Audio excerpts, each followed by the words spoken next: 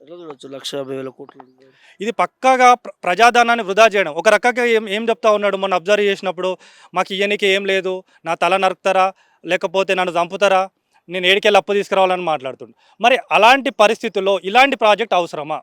నిజంగా ఇది ప్రజల సొమ్ముని దుర్వినియోగం చేయడం కాదా? ముఖ్యంగా ఈరోజు జీతాలు ఇయ్యలేనటువంటి పరిస్థితి. మొన్న ఒక రోజు మాట్లాడుతుంటాడు, గాంధీ కుటుంబానికి మనం కలిస్తే 1000 కోట్లు. నీ అబ్బా సొమ్మారా భయ్ ఇది?